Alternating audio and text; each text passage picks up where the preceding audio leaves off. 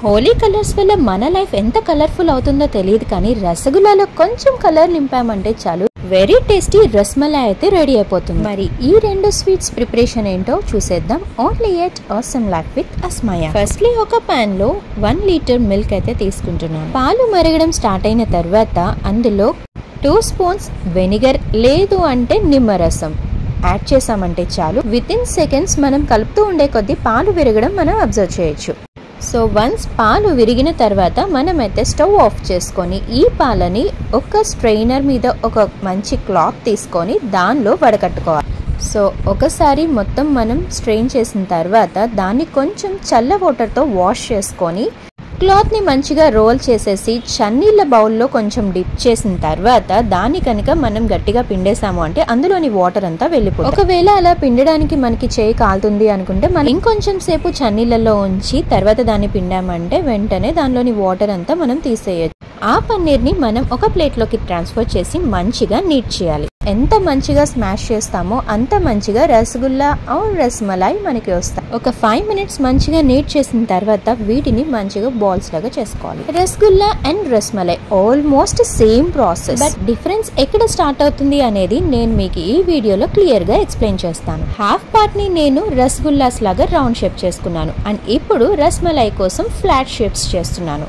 So అలా flat shapes చేసుకున్న వాటన్నిటిని రస్మలై ప్రొసీజర్ లో యూజ్ చేస్తున్నాం. వన్స్ పన్నీర్ అంతటిని బాల్స్ అండ్ ఫ్లాట్ షేప్స్ లో చేసేసుకున్న తర్వాత మనం సిరప్ ప్రిపరేషన్ స్టార్ట్ చేయాలి. అంటే పంచదార పాకం పట్టాల్సిన అవసరం లేదు, పంచదార కొంచెం కరిగితే చాలు. సో దీనికోసం ఒక బౌల్లో నేను చిన్న టీ గ్లాస్ తో 1.5 గ్లాస్ షుగర్ తీసుకుంటున్నాను అండ్ దానిలో 200 ml వాటర్ యాడ్ చేస్తున్నాను. సో బాయిల్ అవ్వాల్సిన అవసరం లేదు, పంచదార కరిగితే చాలు. ఇంకా ఇందులో ఒక 2-3 ఎలాచీలు వేసేసుకొని మనం ప్రిపేర్ చేసుకున్న రసగుల్లా బాల్స్ అన్నిటిని దీనిలోకి ట్రాన్స్ఫర్ చేసేయాలి. రసగుల్లా అండ్ రస్మలై మొత్తం నేను ఇందులో యాడ్ చేసేస్తున్నాను. ఒక 5 మినిట్స్ కదిలించకుండా మూత పెట్టేసి కుక్ అయిన తర్వాత ఒకసారి మంచిగా మిక్స్ చేసేసుకొని మళ్ళీ ఒకసారి మూత పెట్టేసి ఇంకొక 2 to 3 మినిట్స్ కుక్ చేసుకుంటే మన రసగుల్లా అయితే రెడీ అయిపోతుంది. సో ఇప్పుడు మనం రస్మలై ప్రాసెస్ లోకి వెళ్ళిపోదాం.